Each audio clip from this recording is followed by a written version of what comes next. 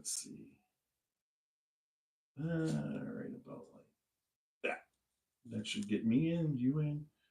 Oh, look, it said, all right. Oh, am I our mic's up? No. Oh, sorry. Don't worry about Yeah, there's things down there. I used to like, because of this short thing, I was like breaking glasses and stuff because I'm trying to get up close, and that's why I had this made. All right, so I'll check YouTube now. I learned to check. And then we're ready to, I'll start the thing and we'll go. Do you see that speaker over there right on the Mako? Can you just push the red button until it'll make a noise? Thanks. That's it. So there's that. On the Mako, can you just push the red button? There we go. We're all good. So I'll monitor the comments on Facebook, because if we get comments. All right. You know, I haven't logged back into Facebook yet after the outage today. You know, I didn't do that yet. And I was in the middle of a freaking post. Is that right? And it just all of a sudden logged me out, and on one phone, and then I still had it on another phone for like, and then I had both phones and everybody, and I'm just like, then I just looked and I figured it was an outage. So I thought for sure I was getting hacked, because like I'm the only one that uses the studio PC that I'm in, and so like I went to the bathroom, I came back. Did they say why? And I was logged out. I've read a few speculation reasons why. I haven't seen an official statement as to what it was, but you know. Yeah, you know, people go crazy over that shit. We'll get an official statement, but I'm not sure that will be what it actually was. Isn't that the greatest medium ever? They never have to ever give an official statement. Yeah, I mean, they got a pretty good hustle going on. I mean, they do. You know, they do. They can do whatever they want, and they don't have to give official selling digital crack, man. Never have to have explanations for anything. It's all in the fine print that they're literally selling your soul to somebody else. Yeah. It's a good hustle, man. Like, I mean, you got to give it to Zuckerberg and the crew, man. Like they're doing their thing. Now it's a little bit better than, I think it's a little bit better than TikTok, because there you're just selling your soul to the Chinese so that they can take us over, or what? Yeah, I hear a lot about that. I should use TikTok more, honestly. It's probably the one I use the least. And from what I understand, it was going off today about the conspiracy theories of the outage for Meta, and I think YouTube was down for a while today too, which is a Google property if memory serves. But they were all, everybody's making it about Taylor Swift and Super Tuesday and like all kind of crazy stuff. So like it was pretty entertaining. So I was like, well, I'll obviously be getting into that in the morning. Yeah. It's like anytime. So like, I always think to myself, like, what am I going to talk about? I'm like, oh yeah, that's right. There's idiots, right? Like I could just go. Well, but that's just like serving it right up to you. Just straight up, it's served up. Yeah, some of them are easy. Tomorrow will be easy. Yeah. And that hour will be easy. We'll see. We'll see what the rest of it gives us. But yeah, like there's anytime the conspiracy theories start to come out, because like. Again, there's always going to be, I don't know how much truth, but there'll be some, and maybe all, I don't know about all conspiracies, but there's more than enough truth and more than enough of them. And I don't trust, tech billionaires as far as I could throw them. So like whatever they tell me about what happened. Now, I think, honestly, I don't think it was Taylor Swift. I don't think it was Super Tuesday. I literally think it's just like, welcome to technology. Sometimes it works, sometimes it doesn't. So. Yeah, because Facebook went down for an hour doesn't mean that people aren't going to go vote. Right, yeah. Or they were making up their mind in that hour, and Facebook went down, and now. Well, my thing is, like, if you want to use Taylor Swift to persuade people to do what they're doing, then aren't they going to leave the post up? Like, I didn't understand if you thought somebody hacked it to take it down so people didn't see what Taylor, but see, here we are now, right? Like, yeah, talking about what the hell, yeah. 3 minutes, and there's 4 different angles at what that conspiracy can be, and, like, it's just, yeah, man, we're in a new world with all that stuff. It's pretty long. Yeah, that was for sure. But I have to admit, Facebook has been so stable that when it went down, there was a certain aspect, like you said, where you thought you were hacked or something was happening. I actually was trying to reset my password at one point, and then I realized when it was like that, I'm like, I'm just going to go go off and work and stop spending time. And when I came back, it just logged right in. Stable's not the word I would have ever thought to use, but you're not wrong. Like, because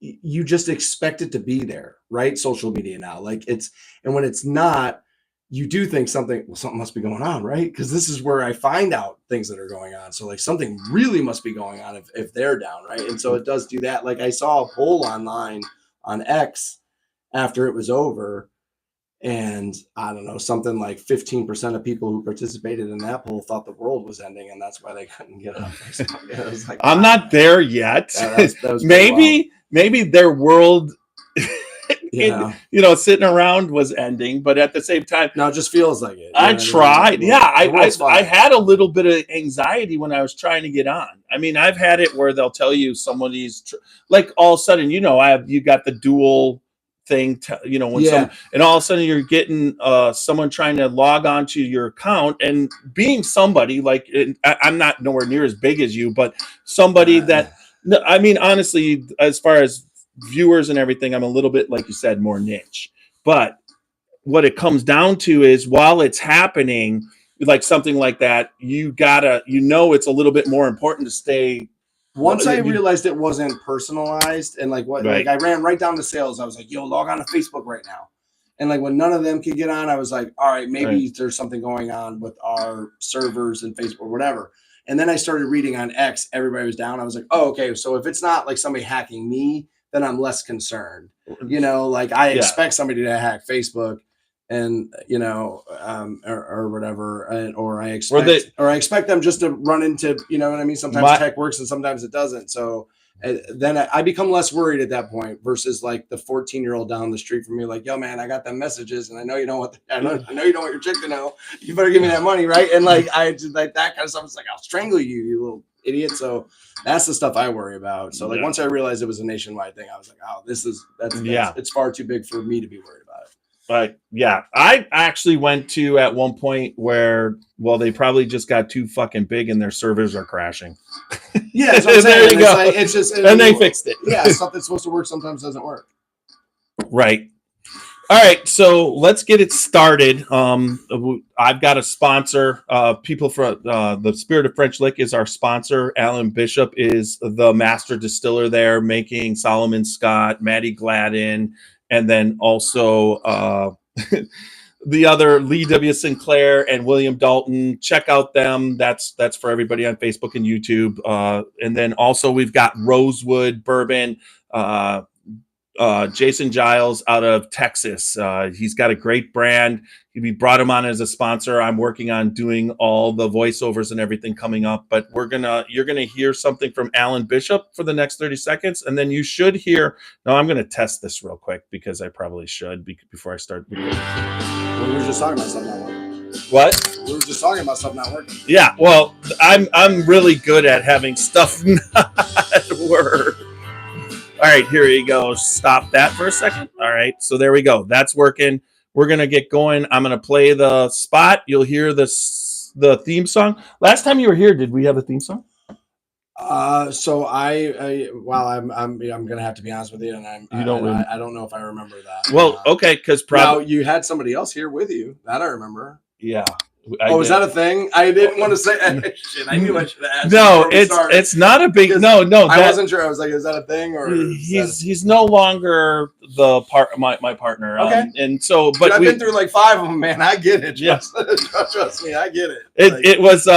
It was something where he felt that he wanted to bow out, and he bowed out. So, okay. So okay. So and then.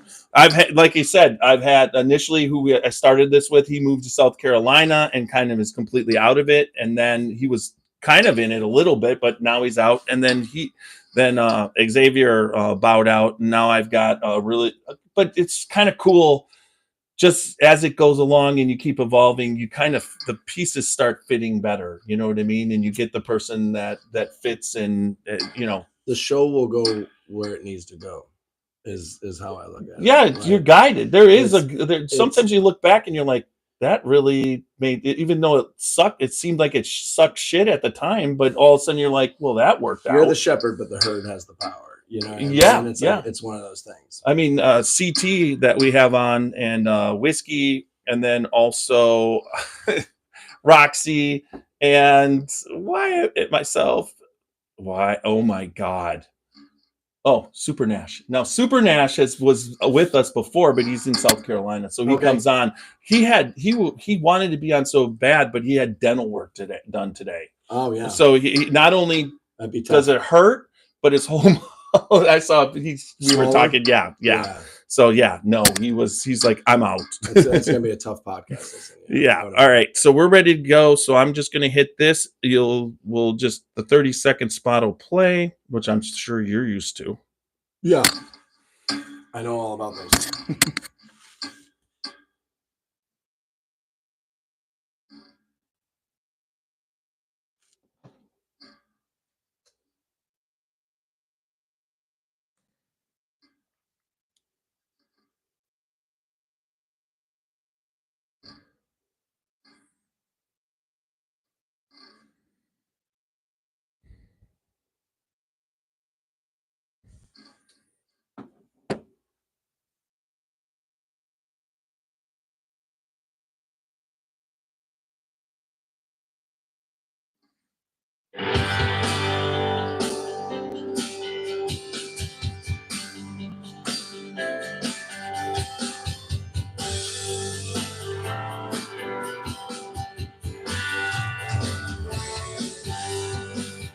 Drinking bourbon, sipping on some scotch. We did it a while, but it sure was fun to watch. We love what we do, we're drinking every brew. Man, we talk some shit, but we're telling the truth. Yeah, we're the Scotchy bourbon boys, raisins in hell, making some noise. Yeah, we're the Scotchy bourbon boys. We're here to have fun, and we hope you enjoy. We're here to have fun. Yeah.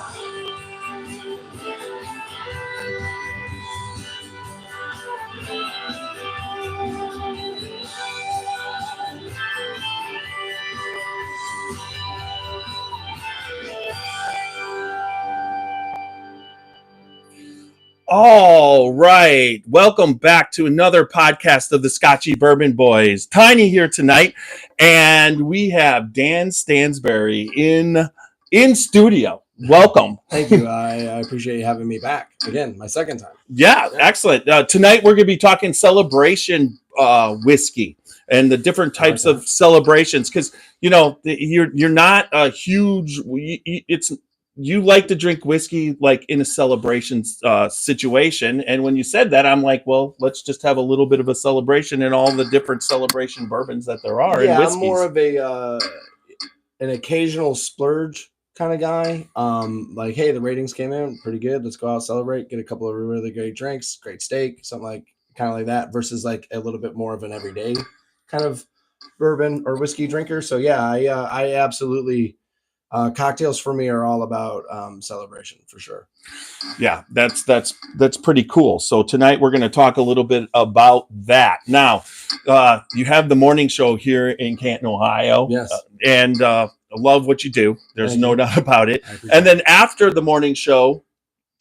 So yeah, no, I'm doing quite a bit right now, actually. So I'm doing mornings in Canton, 6 to 10. And then immediately after that, I'm doing 10 to 2 at WMMS in Cleveland, which is where I started originally, and then weekends in Florida and a few other places and some stuff. Weekends in Florida. Yeah. So, but you don't have to go anywhere. You're here. No, right? I can stay pretty central. Some of the MMS stuff is done up in Cleveland. There is some going up there, depending on what's going on. Like if big guards game, big Cavs event, something like that. I'll be up there and do the show out of there. But a lot of it, no, can be done from there. Well, yes, that's almost similar to how I podcast the majority, but then you go on the road on the important things. Yeah, So that you and being out in the public is something that you kind of have to do, right? Yeah, absolutely.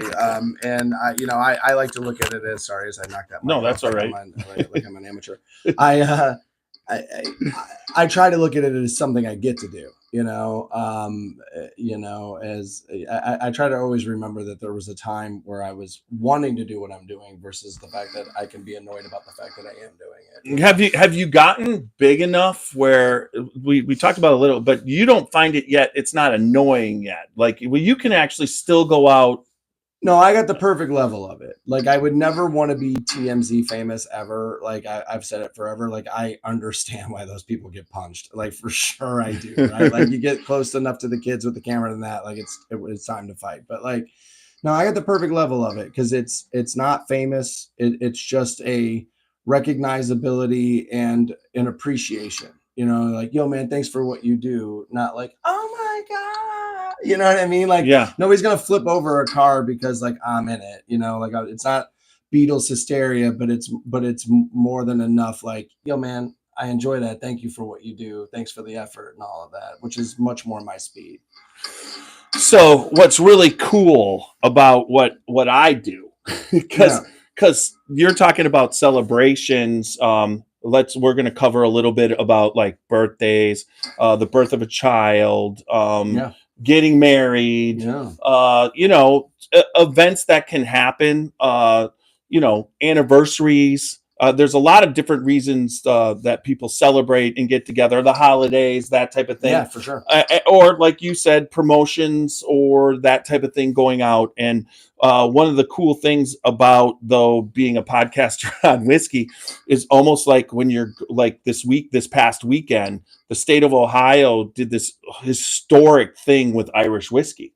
So OHLQ actually in November, or I think it was November, went over to Ireland and got, from a state standpoint, got the Irish distilleries to do barrel picks, and also then said, well, we'll have this event coming up in March to kick off the month of March towards St. Patrick's Day, and we'll bring you all over there and you can promote Irish whiskey. So they all not only were their barrel picks, but over 20 different distilleries and 20 different separate barrels of whiskey. And then they did it in Cincinnati at Jungle Gyms. They did it in Cleveland up at the Giant Eagle in Strongsville. And then they finished up Sunday in Columbus at Chateau Wine and Spirits.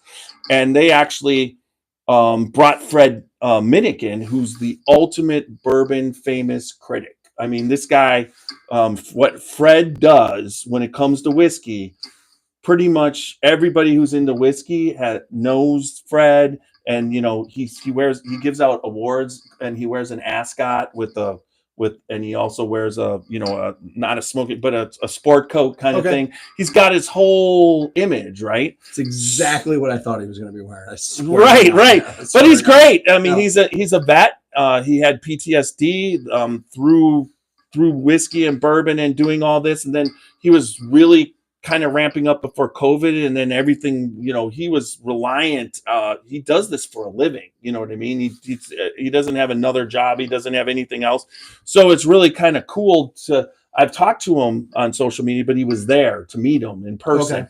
But there was a certain aspect of how well known he was that so not only was everybody through OHLQ getting him around, and then everybody talking to him from the distilleries in Ireland. And he had some good conversations with the people that had come over, because he does all whiskey, and promotes it. But then there was just the pictures of just all the people asking him to sign the bottle, and the pictures. And I know that's the hardest part. That's almost not that. I was looking at that, and I was so happy that we were the Scotchy Bourbon Boys. There's 3 of us there, and I was just hanging out, and I see guys I know, and we were doing some selfies, but I did it when I was walking around. It wasn't like every single person, he was that well known, and he was in the mode, but it was too much. It's almost like you'd like to control it, but I was talking and saying, well, I'm glad I'm where I'm at, but there is a chance someday, maybe. There's people ask me if it's weird, right, all the time, because I've been dealing with it. I shouldn't say that, but I've been lucky enough to have the job I have for a long time, right? And I always say it all depends on the person. Like, it's not weird unless they're weird. Like, it's not weird to hear that somebody enjoys you, right? Like, that's kick ass. You know, it's when you get to the end of that natural 3-4 minute kind of conversation and they're just still kind of looking at you. It's like, I'm at the end of my tricks, man. Like, this is all, you know what I mean? Like, this is all I got, dog. So like, you know, and like, you know, like that can get kind of strange. But like when people are chill, it's the coolest thing in the world. Cause like, you know, again, there's always that little kid who still lives in me that was like, I want to do something like that. Right. And I did, you know? And so like you get even the days when you're like, oh my God, dude, I don't want to deal with having to record this spot, or I don't want to have to do this. It's like, you always have to remind yourself, it's like, dude, what you really don't want to be doing is what you were doing before. Right. And so like, you got to take the good with the bad, but the picture thing quickly, and then we can get into the whiskey, is that's the hardest part for me. Just, and it's not, you know, that I don't want to, you know, talk to people or this and that. It's just, I just don't enjoy having my pictures taken a lot. And so like that, you know, and I never feel like I look good in anything. And so like, cause I don't.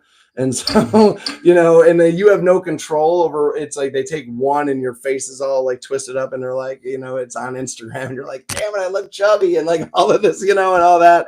And so like that part I don't necessarily love, but again, still feel, you know, very lucky. Just so you know, we live close together, right? Pretty close. So yeah. I'll offer you this because I've come from an art background and commercial art.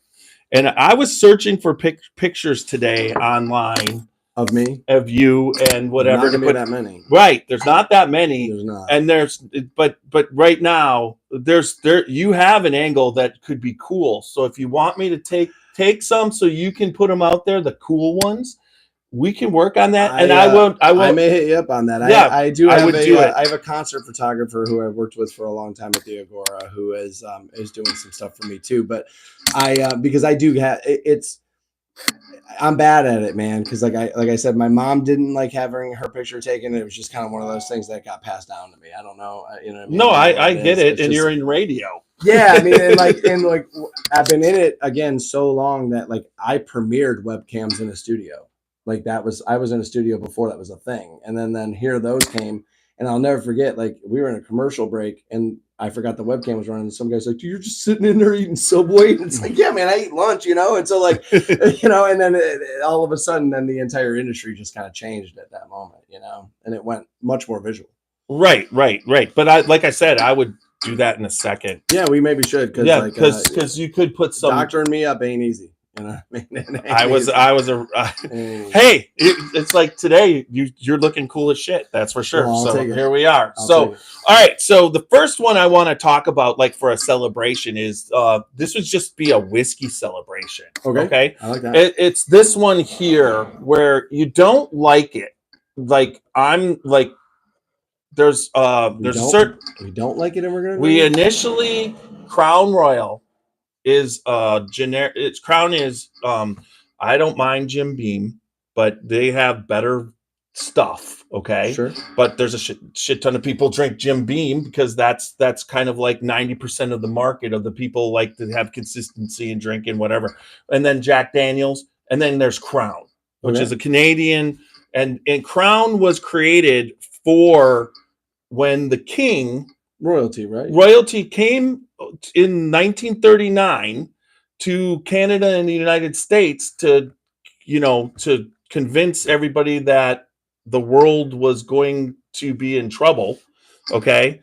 But when the guy from Canada did 900 different batches of whiskey and landed on Crown, then he put it in a bag, he put the seal on it, and they gave him 6 cases to tour all through Canada and down into so there was 6 cases. It was a whiskey for a king, right? Okay. So as far as the whiskey and you drink it, it's not the greatest, okay? In my opinion, there's people who love it. And that's one thing about it. Doesn't matter whether I like it or not. But what I found is this was an Ohio barrel pick, okay? Okay. And this isn't the blend with 40 some different whiskeys that they make yearly, and then they blend to make the blend over and over and over again. This is just one of the whiskeys in one of the barrels. Okay. So this was a celebration for me because the way this tastes, it comes in a bag and it still has all the pomp and all the circumstance, right? But it was a celebration that it's probably one of the better whiskeys I've ever tasted. Is that right? As far as taste goes, yes. I just gotta say, man, like if I was given, and I could not be any more of a novice at this stuff, right? And I understand, like, you and the people who view you on the regular are experts, right? I could not be any more of a novice at it. But if Here, you I'll take offered that. me Jim Beam, Jack Daniels, or Crown Royal, I'm going to choose the Crown Royal.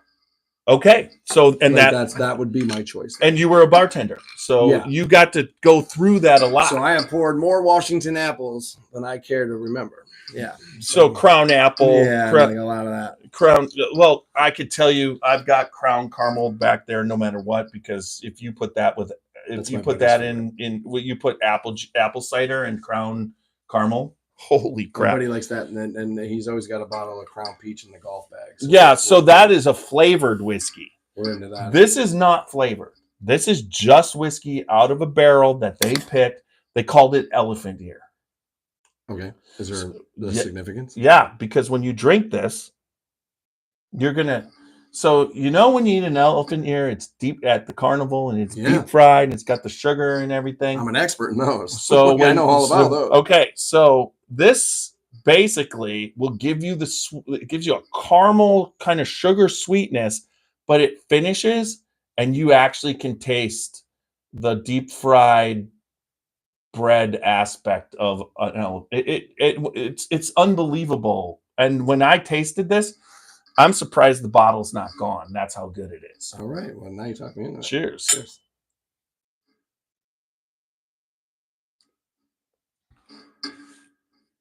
Well, that is good.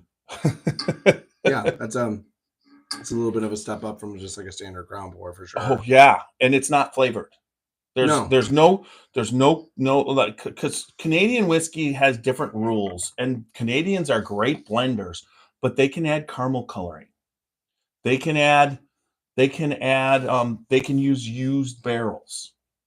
So a lot of Crown is aged in used bourbon barrels.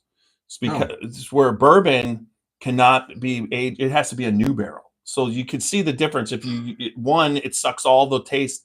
You know, you put it in there 6-7 years, and it pulls all that wood taste. It pulls all those the sugars and everything. But it also leaves whiskey in there. And then they take it up there and put it in there for 7-8 years into that same barrel, and it's going to be a softer type whiskey. Especially then, you don't have the heat of Kentucky pulling it out, dragging it in, pulling it out, and the heat and the cold. We're up in Canada; it's just freaking cold. It's a thing about Canada is our most northern coldest border is their Florida. Yeah, that's kind of wild. That's hard. That's a hard place to live. That's for sure. I have a radio friend who works up there, and she the cold weather is a heavy topic of conversation when I talk to her. So this one I celebrate because just rinse it out.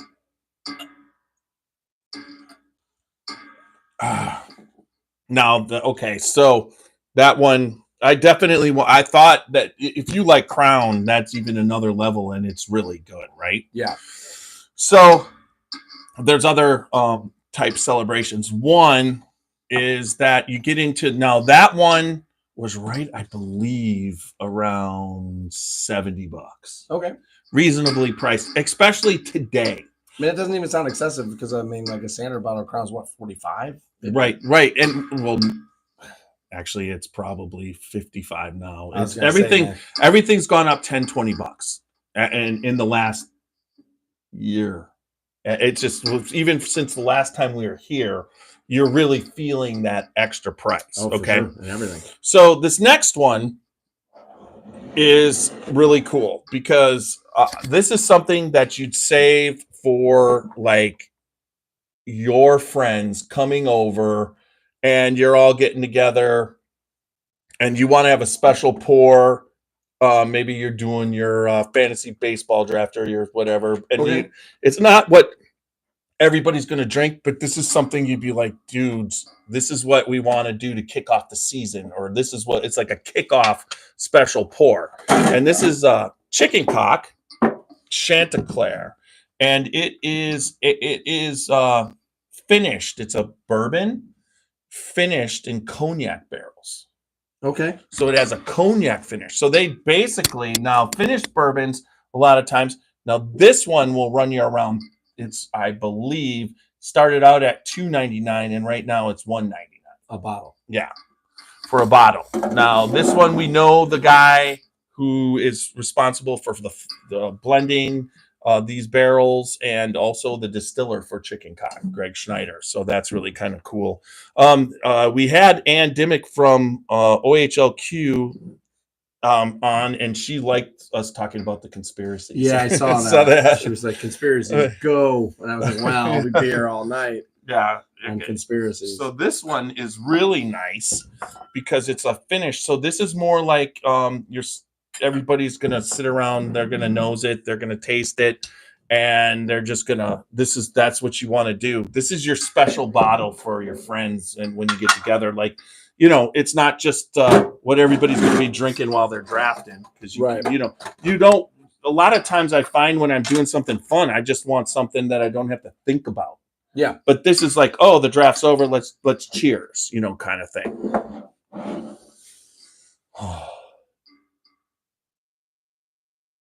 It's really different. Yeah, I was gonna say it has a unique scent to it. Yeah, it picks up some of that cognac, and it's like it's not real sweet.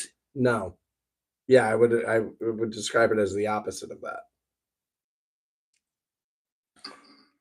But there you go. Now it tastes sweeter. Oh yeah.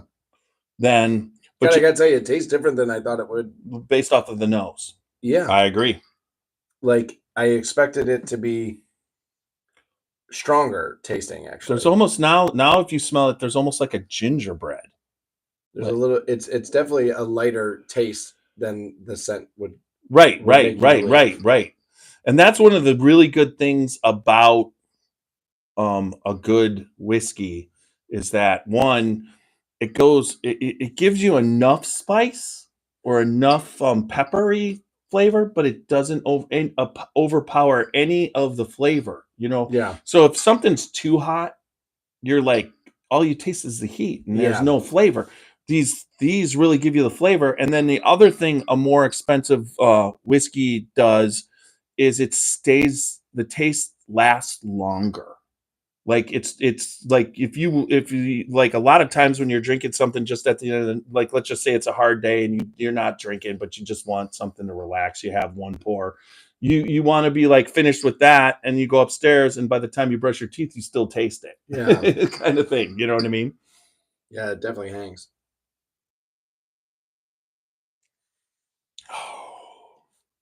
Yeah. Yeah, I like that. I was a fan of that one. Then getting married, having a child, whatever. There's those kind of bottles, and that this is it, and it goes into a dusty. What a dusty is people, and the way it works is you wouldn't think there's a lot, but like in Kentucky, I know Brad Bonds from Revival Vintage Bottle Shop in Covington, and they have this vintage bottle shop, and he goes around to all the places, and he needs the tax stamp intact. This had that, and he'll buy different vintage bottles, and then he likes to, like, on a Friday open up a bottle and sell it for $5 or $10 a pour, really reasonable for something that could be hundreds of dollars for a pour, right? So this one, Super Nash got us. It's the Americana collection. This is JW Dant. Now, JW Dant, their family sold to Heaven Hill when they were, they started like at the same time as Jim Beam. Okay. JW Dant formed his still in a log. He hollowed out a log and made a still out of it. That's how it started. It was out of an old hollowed out log. That's how he made his still.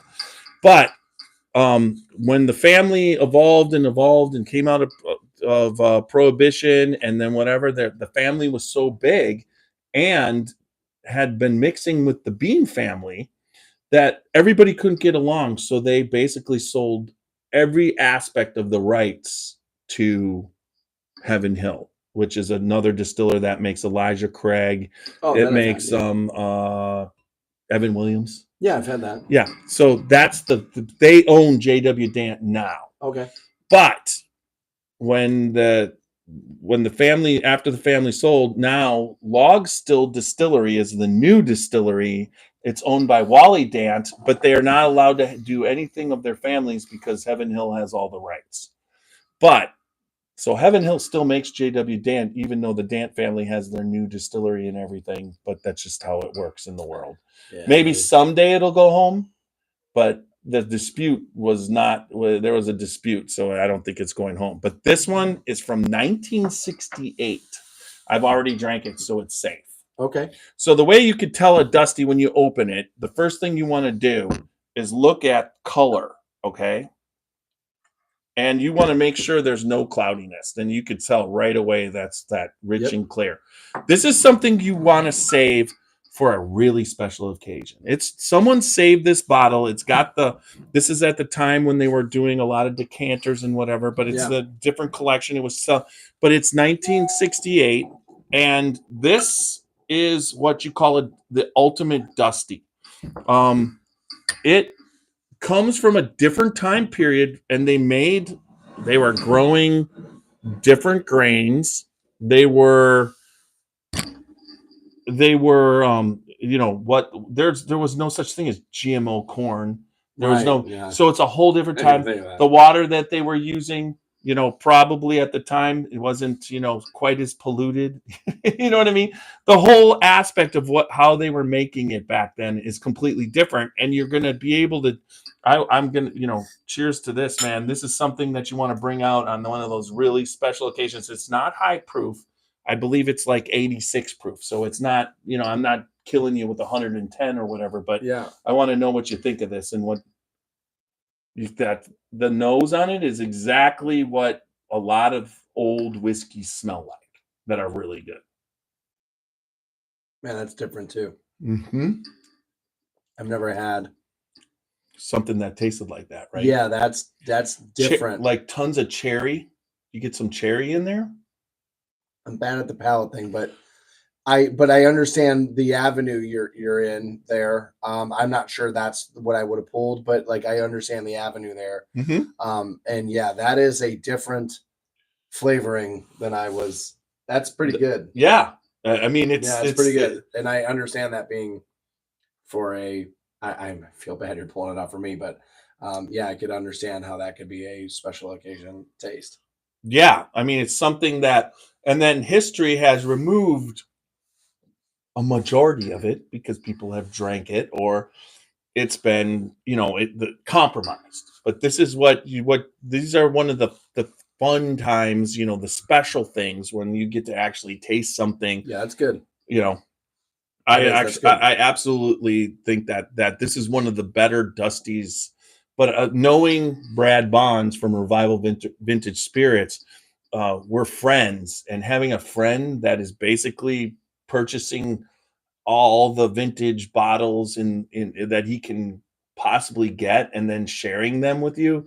I've tasted a 1912 Scotch, a 1930, all the Pappy Van Winkles, which is like the premier thing of what everybody searches for now. The Pappy Van Winkle 15. It's like those are special bottles for everybody. Okay? I watched the documentary. Right. And so but he has like 1947 Stitzel-Weller, and that's where Pappy was made before they closed the Stitzel-Weller distillery, and then reopened it at Buffalo Trace. Buffalo Trace bought up the stock and then started distilling for the Van Winkles.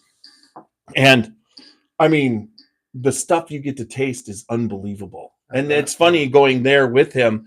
You're going, this is a celebration. You're celebrating just the fact that you get to taste some of this stuff. You know what I mean? It's rare. Yeah. So. Yeah, that was really good. So now the ultimate celebration is coming up. March 17th. St. Patrick's Day. Yes. And Right around the corner.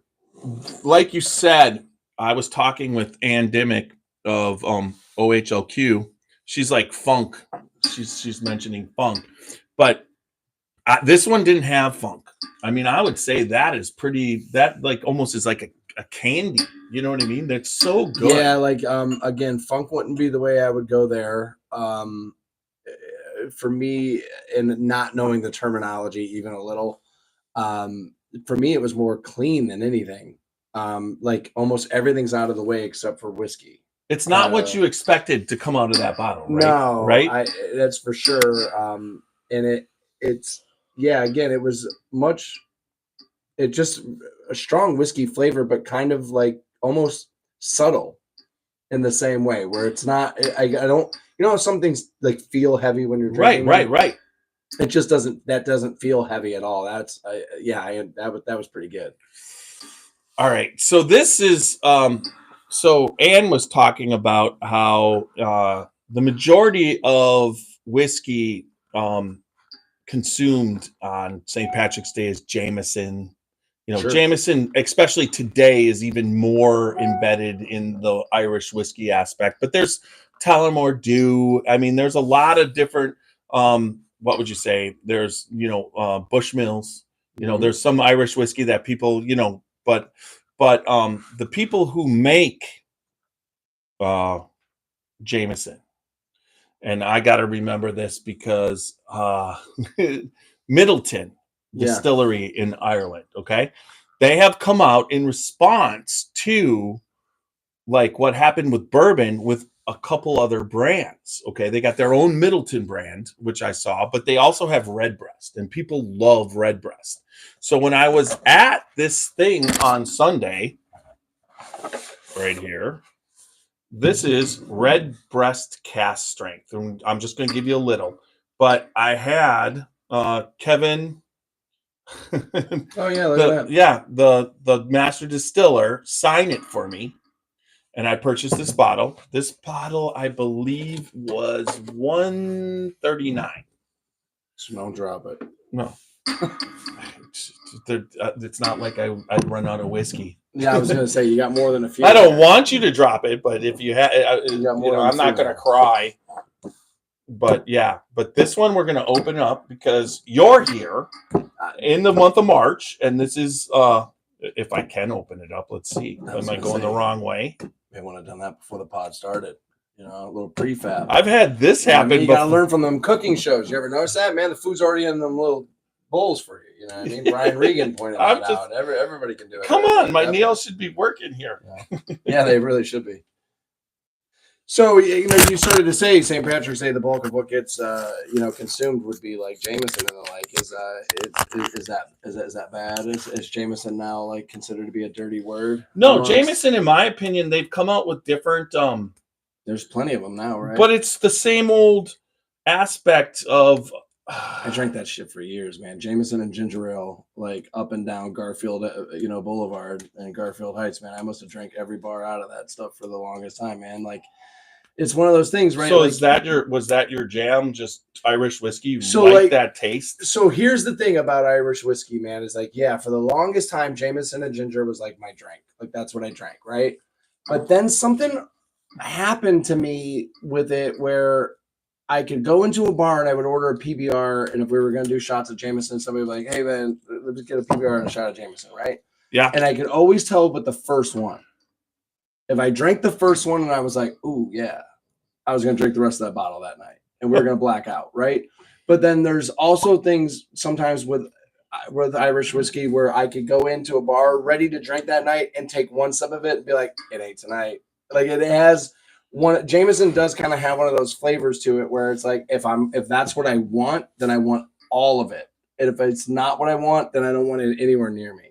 So with Beam, they got Jim Beam. Okay. Yeah. They came out with Old Tub for a while, which I really loved. It's a one-dimensional. If you like the taste, you don't have to think about it. It just tastes good. And it's the same thing with Jameson. Like you said, you know the taste, you know whether it's you know what you're getting. No, it really sucks is that the night that that happens for me, when it's not happening, I still have a podcast. Yeah. I back off, but Yeah, I at can that just drink point, an IPA or but something else, right? yeah. But with this, Knob Creek was like Knob Creek, Baker's, Booker's are and Basil Hayden are all Jim Beam products that were like taking the same thing and aging it longer and picking out the sweet spots of the rick house to make the best, or making it cast strength, where and Redbreast came out from Middleton, Okay. and that's who makes it. I mean, it's the Jameson people make this, but this is upper level fifth. Like I have the Redbreast 15-year, and I've got, or 12-year, and I've got this, and I love it. But it's a pot still. It comes from Ireland. It's completely different, but it's similar to Jameson. So I'm excited for you to try this. Yeah, I was a big fan of Jameson for a long time. Now this is the most potent. These next three are going to be potent, so I'm just gonna keep you at a. Yeah, I got an early morning. Yeah. But we drank a bottle of Jameson 12-year for the Super Bowl at my house. Actually, that's what we had. They had the 15 on the thing, and it was like so good. The cinnamon flavors that were there. I mean, my CT's like, I'm buying that. He's like, I'm just getting that, because they were sampling, and the sampling was also awesome. I was able to sample this. But cheers. This is what you want to do if you just want to sit back when you're not out at the bars. Yeah, a little bit different. Yeah. Yeah. It has that Irish whiskey bite. Irish whiskey, for me, always seems to bite a little deeper in the throat, which, to give the podcast listeners a pull quote to run with. But it does, right? Like Canadian whiskey always felt like, this is probably the wrong word, but like, I don't know, it always came off a little smoother to me. Yeah. Because they're doing that in those used barrels. Now, where Irish whiskey always felt like you're earning that shit. You know what I mean? Like there's a little bit more burn in it. It's you know what I mean? But you're gonna earn it a little bit, but you're happy with it in the end. Now the difference of Canadian whiskey a lot of times is still corn, wheat, rye, and barley. Okay, which is very similar to bourbon. You can make a bourbon mash bill and put it in a used barrel. Then you got to call it American whiskey. But it's still the same distillate, just how you aged it. But this is all malt. This is malted barley. That's what Scotch is. All right.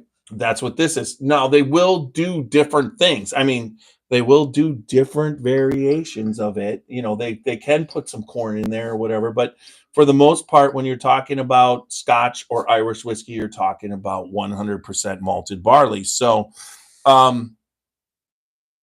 she said Kevin O'Gorman. Thank you, Anne. So, because that's who signed the. Oh, and I'm not an Irish whiskey expert, so it was really cool that the state of Ohio went over there, picked the barrels, and then did this huge giant event that we were talking about. Yeah, and then they bring back this fantastic whiskey. I mean, I spent too much. There's no doubt. I don't know the Irish whiskey people for them to be giving me samples yet, but I met a good amount of them. And what's great about meeting people in the industry is they're so nice and kind, and they're all about a good time. And so this celebration is something that I definitely, although now I have a place to keep going, Cleveland on the Rocks, which is Matt Leisen. He does a podcast up in Cleveland, and he likes to drink a lot more than I. But we go up there now all the time this will be the second year in a row for St. Patrick's Day. So I'm actually out on St. Patrick's Day drinking again. Yeah, which is nice. So I haven't done that for probably 20 years. In the last 2 years, I had not such a great experience with it last year. Well, myself. I know how that can go. And it got a little away from me last year, but whiskey. We'll get them this year. Or whiskey or alcohol can get away from you, but we always just try to do our best, right? Yeah, man. You get right back up on the horse the next day. All right, so there you go. So that one you liked, Yeah. and that's cast strength. So right there, I do enjoy that. All right, so this is a special bottle. If you can pass the one over there, that is for special. This is like what happens when this is, for instance, this is a bottle you break out. This is the Michter's. It's cast strength, but it came straight from the barrel. I went to the distillery. I filled my own bottle from the barrel and then put the label on, and it's my batch. Oh, that's kind of awesome. That's a cool So, experience. yeah, it's and because we were we podcasted with the master distiller and the master blender and the owner, they sent us over there and very kindly let us do this. We didn't even expect it. All of a sudden we were doing it. Yeah, that's a That's some of the, yeah. So look at the bottle's really, so you get this really nice, thing, and then you got the bottle. Look at, I mean, you got the bottle, it's got your name on it, everything. But this is what you share with and celebration with friends. This to me is what a whiskey bottle looks like.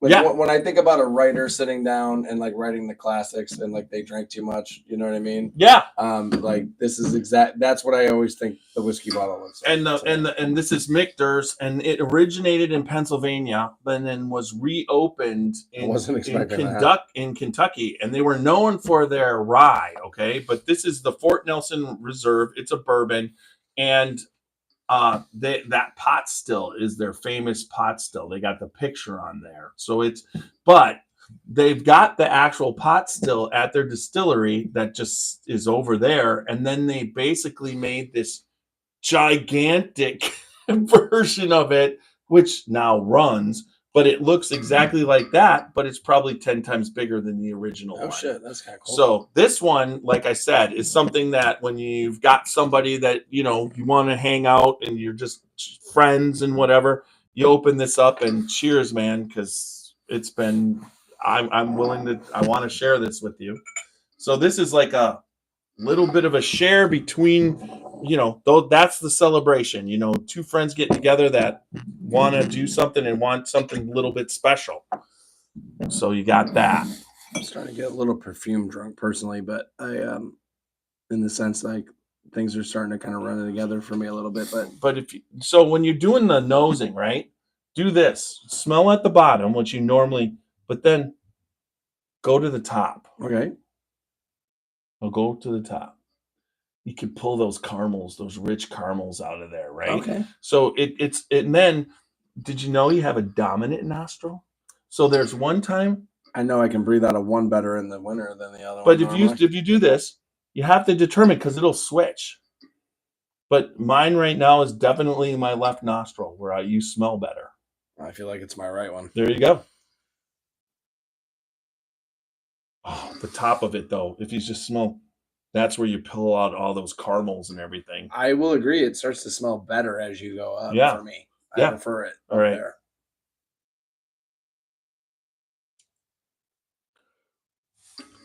Oh, God. Again, much like I said about the one that came in the decanter, flavor profile doesn't necessarily fit what the nose is going to tell you you're going to get. Right. I mean, and then actually, this was the best pleasant surprise thus far. Yeah. Yeah, I like that. I like the flavor of that. Yeah. I mean, and all these, the price, is, a little bit higher up there. But when you're dealing with, wanting to celebrate, is it any different than, what was it? Starberry, remember Starberry? Yeah. I mean, he basically was giving you the quality that you got in Nike. And he gave a line of clothing and shoes that were like, instead of, 80, 90, $100 at the time, he was doing it for $35, and a hoodie for $16.99 instead. And it had his logo, and it didn't succeed. Right. Because people want to spend the money because that is a status thing, right? We've been taught that a certain dollar entry point equals quality, right? And definitely corporations, plenty of them have figured out that you can set a customer base depending on where your dollar amount is, right? Because, and again, like this is a hobby where you're looking for people, and I could not be any further away from this, but you're kind of looking for people who are seasoned in it, right? And like it's not like that bottle of whiskey is not for everybody. Like it isn't. It's for people who have a deep appreciation, right? It kind of feels that way. Well, put it this way. It's for you collect your whiskey, but whiskey's about 100% it's more about the people you're spending time with than it is about the whiskey itself. You know what I mean? So it's more for friendship. You know what I'm saying? That's really why I love this part of it, is to get to meet the people out there. And I rarely find, when I'm out in the field in the United States, I don't find mean people in this industry. I don't find mean people at whiskey festivals. These are people who work hard and they enjoy the spoils of, the whiskey, but Yeah, I can understand that. Yeah. but the people who make it have this passion to take those grains, stuff that would spoil. And that's why whiskey was invented in the first place. It's like you grow a bunch of corn, to ship it in these mass amounts is expensive. But if you distill it down and you sell it or trade it as whiskey, it's way, way more. Yeah, it becomes a different thing. Yeah, and that's why they did it, because it's a way to take the excess corn and turn it into money, or that kind of thing. All right, so we're at the last bottle, and we're really at close, so we'll finish up with this. I wanted to share this. This is something that I share with people. I love this brand. This brand is a $335 brand. Okay. Old Carter. It is unique. A couple who basically went around and purchased high-end, really good barrels and formed a company where they mixed them together, batched them, and put them out in batches. I like this brand straight across everyone, but this batch 9 is at a level of the best. I'd say it's in the top 5 whiskeys I've ever tasted. Really? And I have it. So I'm like, this is something that when you have your favorite brand, you celebrate with people because it's your favorite one, right? Yeah, so absolutely. You can pull this out for anything. If people are over for a birthday and someone really loves bourbon, you can be, hey, you got to taste this, right?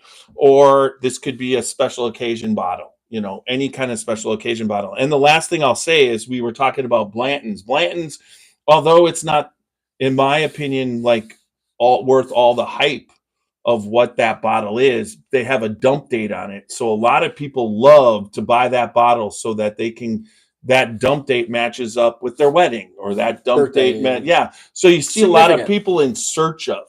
Oh yeah, sure. They're always in search of. So that's a great bottle. Yeah. But this one here is what we'll finish off and celebrate. Did you get water? Yeah, I washed that out. I need some water in there, because this is by, like, right now at the moment of what I have, is the best I have. So I wanted to share. Really?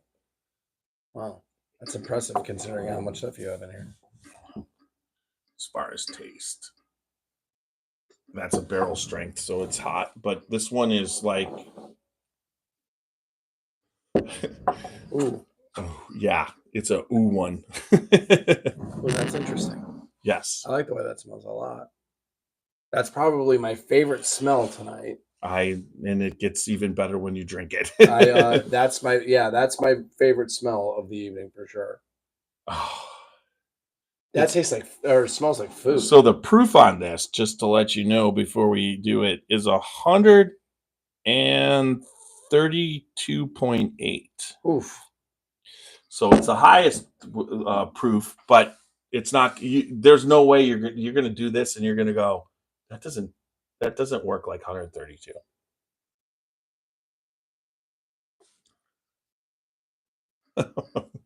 Ooh. Yeah. You've got the heat, right? Not the pepper, but it's just what's that flavor? Butterscotch caramel. Yeah, just there's like definitely heat to it though. it's at that level, but it's not undrinkable. No, It I would agree with that. warms you up inside, right? Yeah, that to me that's Christmas morning right there. Yeah, that's exactly. It's an ultimate sipper. Fireplace, slow cigar. Oh yeah. Winter morning. So you like to do cigars? So again, much like whiskey, I don't know shit. You know what I mean? I like them as a golfer on the golf course. I love them. You know what I mean? Like it's one of those things. Like sit in the cart, 4 cocktails deep, shooting 120, furious about it. But a nice cigar and a good drink there. Like that's my favorite way. Or out on the patio Friday night, she's got a bottle of wine open, maybe a cigar right there. I'm not necessarily a daily guy, but again, we're celebrating, doing something, or the golf course. There's something about a cigar, playing 18 holes of golf that just kind of go. It's just perfect. There's a place for it, yeah. And so the one thing that I never liked about cigars, but I wouldn't know a good cigar from a bad one. Like I could not know less. I'm pretty much right there with you. I'll usually now when you go into a bourbon place and you ask them, they will lead you to some damn good cigars. Okay, so yeah, well, they go hand in hand. Yeah. Right. But one of the things about cigars is there'll be a little bit bitterness. So a lot of times when you're drinking a bourbon with a cigar, the cigar flavor brings out the sweetness of a bourbon. Like it doesn't complement it. It accentuates the flavor of the bourbon because of the cigar has that little bit of bitterness. My buddy's a big fan of dipping the tip of his cigar into his whiskey. Yeah, he's a big fan of and there's a lot of bourbon soaked cigars and whatnot, but so I never liked the fact, like if I smoke a cigar, what I don't like about it is not while I'm smoking it, it's the next morning. Yeah, so I found a thing called Caper Dry. And it's basically a little wood insert, and it basically evens out how much smoke you can pull in. Okay. And then it also keeps your saliva from wetting the end of the cigar. Okay. So when you get it near the end, it's all wet and it's whatever. So it seems to take away that aspect. So that's changed things for me. So where I used to be a 1 or 2 times a year, I think maybe 5 or 6 times a year. You know what I mean? Kind of guys with cigars. But I'm right there with you. For me, it's Christmas Eve. She's wrapping presents for the kids. Everybody's asleep. Yeah. 2 drinks, a quick cigar out on the patio. Merry Christmas. Yeah, come in, look at the calmness of the Christmas tree and hit the hay. and then that's just kind of there's cigars are moments for me versus like a full-blown habit. Well, put it this way, thank you so much for coming tonight. It was thanks for having me. Having you is a moment for me, and I know, but it's still it is. I always feel a little bad because like I just feel like, again, this is, you're dealing with some high quality stuff, and I enjoyed it, but I just feel like there are people who would maybe appreciate it on a different level, and so I always feel a little guilty when you're pulling out your stash for me. No, because I have a stash for everybody. There's so much. This isn't this. Well, I was gonna say it would take you a long time to drink it all. I'm not drinking it. I was gonna say, well, there'd have to be. You got to know that, right? Like you're not ever getting to the end of it, right? The only way is if the world ends as we know it. I'll just sit down here and start a fire in that fireplace that hasn't had one in ever. It works. There are worse ways to ride out the end of the world. Yeah, that's how it is. You know what I mean? Sure. Or maybe just pull it all out on the patio and just wait. One bottle at a time. Yeah, there you go. At a time. All right. So thank you everybody for joining us. Oh, let's see. Brian, what do you have? Oh, so this is my favorite thing about it. It's like already live the scammers hit. Yeah. What bottles? We're just talking about, sharing some good whiskey. We weren't talking about. And anyways, you know how that works, right? Oh yeah, I know This all is about Cameron. it, man. I know All right, everybody. www.scotchybourbonboys.com for all things Scotchy Bourbon Boys, and then also we're on Facebook, Instagram, YouTube, and X. And make sure you listen to us on Apple, iHeart, Spotify, or wherever you listen to your favorite podcasts. Remember, it's iHeart. that's it. There and there you go. Yes. I have to get one company plug in. Wait. Just give a plug for yourself. When you're on and everything.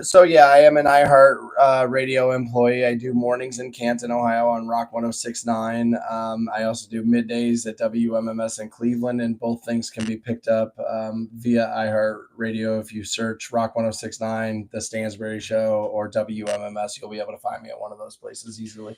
Yeah, and everybody out there, find Dan on the internet, because it doesn't matter where you are, you can actually listen to you and hear you actually have a podcast too, right? Yeah, so the podcast is hosted at the station's website, WRQK.com. But most people are social media people these days. The Stansberry Show, if you just search that on all your social medias, you'll find me.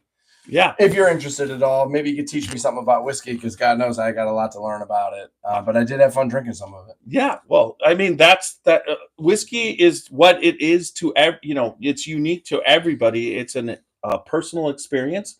I always like to say not everybody likes lobster.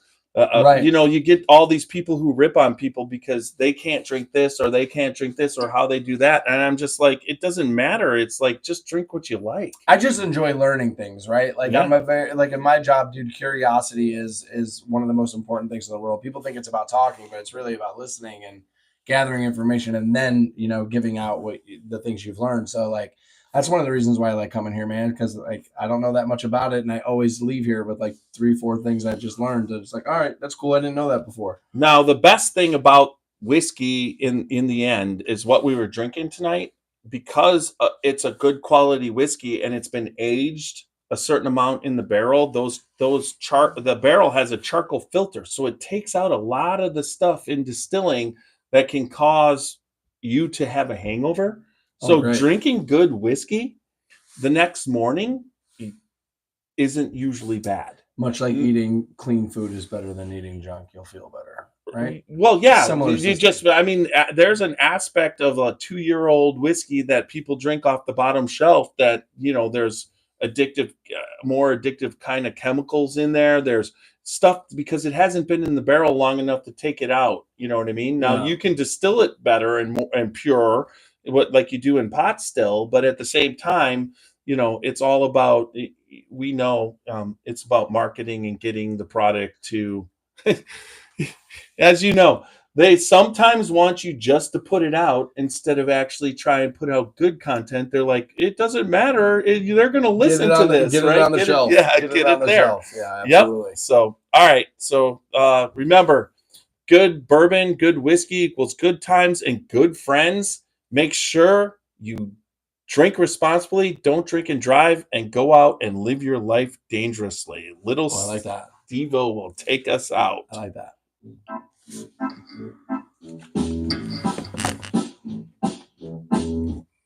Did I just end it? I think you may have. How did I do that? I think you may have. Wait, what did I do? Did it crash? No, there it is. So we just did a double take on the end. It's all right. It's all right.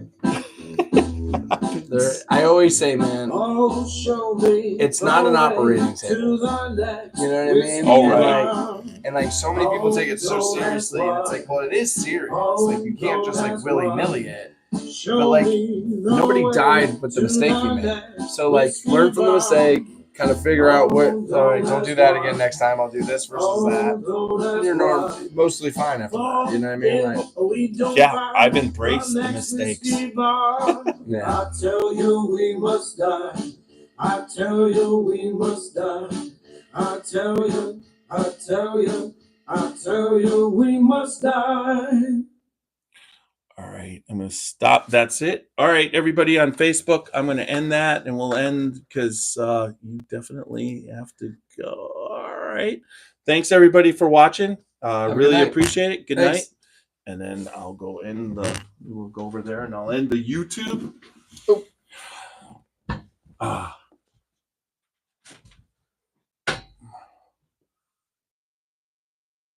Let me grab it and hit that.